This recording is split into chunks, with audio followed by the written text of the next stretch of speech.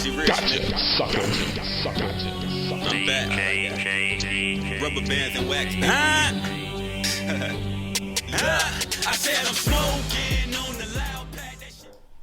Now you say, because there's somebody that you call him your pops. Yeah, right? I still love him, man. You know, to this day, I still talk to him. So, no, not Melvin. We talking about when she pulled up on you. You said you had the Creoles in your pocket. Oh yeah. It's the first time you met who? Fred, my godfather. Fred. Okay. Now, and there's somebody that you had. Well, I ain't gonna say the word had. There's somebody you got respect for. Somebody you was. Yeah, I love that man. That was my man. Okay. That was on let's, some like. Let's start to that day though. That John was on some like. First day I met him, my mom introduced me to him, and my family already knew him because they were from Southwest Philly too. And they had the first Philly restaurant in Norfolk.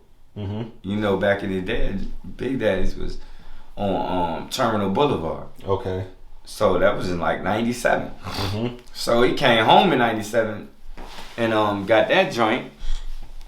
And I used to eat out that joint, right? Well, I ain't never know who it was. I was a young boy, so I ain't really know. And then fast forward to when I get caught, my mom take me to the restaurant. Like, all right, you gonna work today, type shit. So when I go up in there, she was like, yeah, I'm taking you, Fred. She kind of like knew of him through some people, and it was like when he first talked to me, and he kind of knew what was going on because my mom was like, yeah, he always in trouble. Right now he going through something or whatever. And he gave me my first job. And then from there, man, it just, you know, I start mimicking kind of everything. You know So let's start from the beginning of that. What year was this? It was probably like 2005. Your first No, job? it was probably like 2003. Your first job, what's the name of it? It was called Philly Finest. Philly's Finest. Yep. And that jump was on that jump was in the Newtown Crossing. And what you doing there? I was washing dishes. So at this point you're not even cooking yet. Nah, I ain't even know how to cut an onion. Okay. So you're washing dishes. Right now, give us the timeline. What is Fred?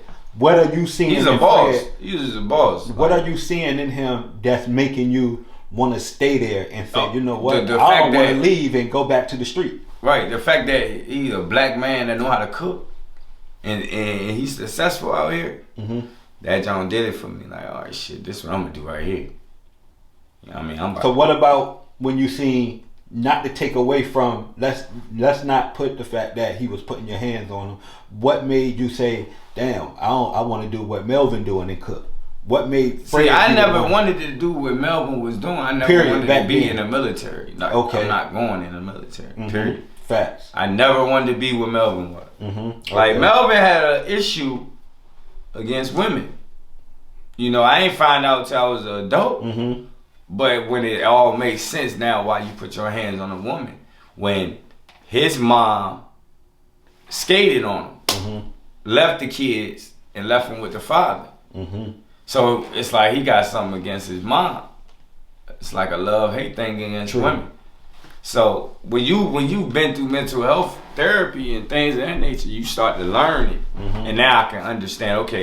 And that's why I'm able to even have a conversation with him and talk to him and forgive him and understand. Because it works both ways. So, yeah, I never wanted to be like Melvin. True, okay. You know, it wasn't a man in this world I wanted to be like because it wasn't a figure in my life at the time. Yeah, it was strikes. Like, we already counted the strikes. So it was like, I'm out here in the street, like, so whatever catch my, like, I was around, I lived next door to the certified. Did you also see that same mentality in Fred? Like, damn, this is a street dude too, bro. Oh, yeah, hell yeah, from the beginning. Like, so he carried his business on some street mentality type shit. Okay. On some aggressive shit. Okay. All the time. So like, when you seen that, you're like, damn, that's me. This shit easy. Yeah, type okay. shit. Yeah. Facts. Only thing I gotta learn how to do is cook. That's it. The running the business, if this is it, this is what it take, whooping the nigga ass a couple times to get it right. Yeah. Yeah, I can do that. You know what I'm saying? When did you say, fuck these dishes, I'm going to cook? Well, it wasn't never fuck these dishes, right? When I got the job, it was already knowing that you got to work your way up. Facts. Okay. So it was like, I'm gonna start at the dishes. That, or did you know that? Yeah, like I knew that already. Like in anything, like in sports, you gotta work. You don't You just had come that starting. mentality from sports. Yeah, like you don't just come in saying that you're gonna be the starter. You gotta work your way to it. Okay. So I already knew that part, right? And I'm in high school. I'm in 9th grade, so it's not like I'm a dummy. I'm like, you know what I'm saying? I'm 15, but you know, 15 is like being a young adult. So it's like, so I already knew. So I was already like, all right, as soon as I'm gonna hurry up and do these dishes, and then I want his ass to see what I can learn real quick. So I was like, that's the one thing they could say about me, him, my Makisha, you know what I'm saying, and the whoever worked, they knew that I followed him. I watched him and became better than him.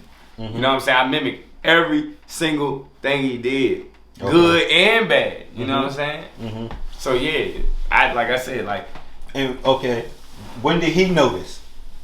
Like he kept being on his ass. Like when I got done with dishes, it'd be like, "Yo, you need me to do something else?" Type shit. He'd be like, "All right, yo, you can cut them onions." That was my next step, cutting the onions. And he wanted to see. It was really a test to see if I was gonna put up with it, because you know, onions make your eyes burn like shit, so you be crying. So I feel like that was my first test type shit. Like nigga testing me to see if I'm going. Continue to want to do these cook or you know what, I'm gonna go ahead and do these dishes type shit. So yeah, that was it. And once I got past some onions, like man, yeah, this might be something. And he kind of did it for my mom too, cause he was like, I gotta keep him out the street. So if I can keep him out of the street and he doing good in school, all right, we gonna work it like that. Did you feel love off the rip? Nah, hell nah. Like he didn't treat me like. I mean. From the rip, he tried to like put me under his. Of course, wing. Because he brought you in. Right, but he was super private, bro. Okay. He was super private when it kind of anything outside of work I didn't know about for like the first year. Okay, so you say the first year. So yeah, now I ain't know nothing outside of the restaurant. Okay, so let's. I barely knew what car he drive. Let's fast forward then. When did you? Not know nothing, because that's not where I'm going with this. When did he say, "You not a dishwasher no more, bro. You a cook"? It's crazy. It was never a conversation like that. I know it didn't go. It was like it was like. How did it transition? It was like, bro, we busy. Philly, jump in. Like he gave me that nickname. I was Little Philly because I was born in Philly. You know what I'm saying? So that was the first nickname he gave me too. But and I was known in the street as Philly too. Like. But yeah, he the thing was when he gave me that, I kind of figured like it was so busy, and I was just sitting back watching, doing dishes and shit. But this restaurant right here, shit doing numbers, booming. Like when I say this joint, boom, shit doing numbers. This joint boom, so. They can't even afford to have a dishwasher. Like no, like bro, come on, like you gonna sit there and watch me type shit when you look at his face, he's sweating and shit. You like, damn, like that he might need some help. So I'm like, shit, you want me to help you? And when he seen that, I knew how to drop the chicken and shit like that, cause I watched him. Facts. And all he was like, nah, don't do it like that. Just dip it first in. That's what I was gonna ask you. You know what I'm saying? He like the way that he seen that you did it, not your way, his way. His way, I gotta follow instructions. So when he noticed that, this how he knew that I was paying attention. Because he didn't have to tell me, like, hey, drop the such and such in there. I'm like, hey, don't you put this in here?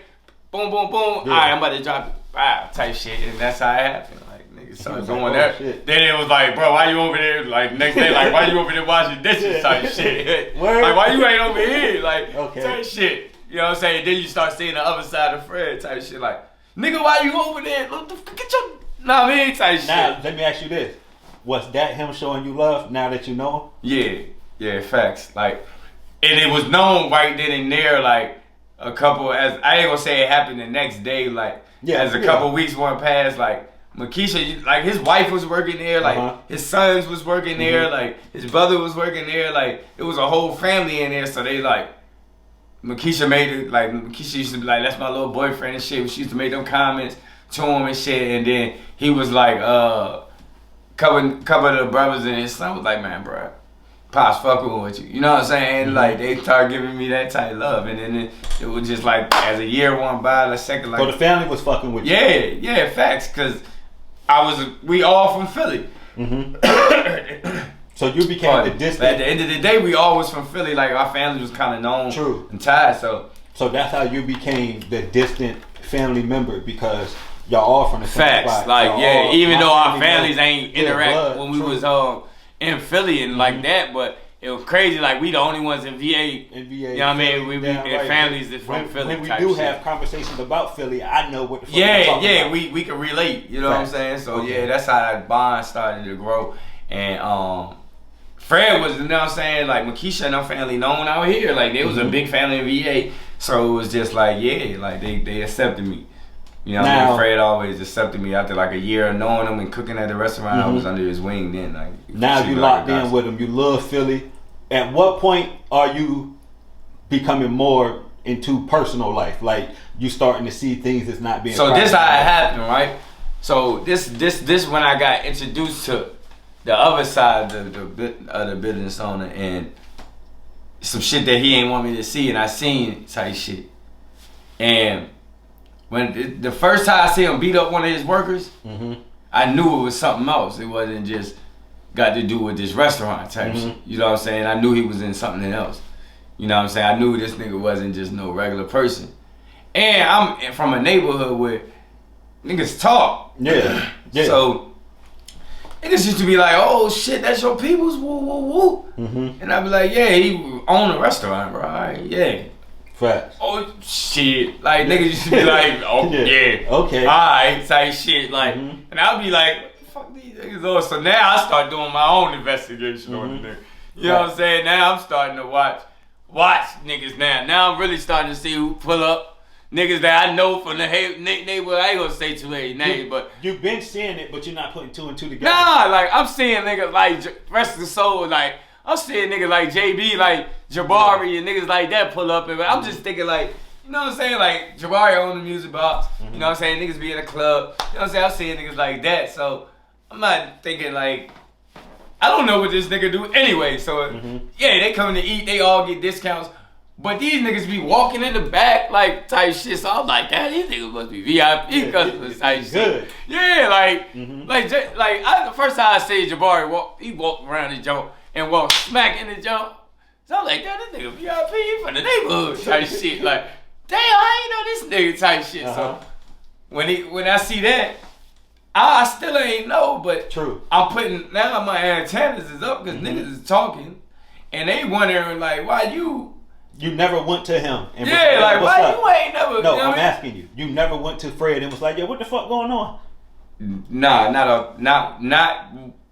It took me to see something that I wasn't supposed to see. Okay, but like I said, the first thing I seen that put the antennas up when he beat up... you ain't gotta say no names. When he beat up this nigga was like his folks, but he was a worker type shit. You know what I'm saying? But he worked at the restaurant though, so I'm just thinking like he the handyman around the restaurant type shit. So. And he beat him up when he punished him for some street shit. Yeah, like for some stealing type shit. Something like that. This nigga might be something else type shit. So like I said.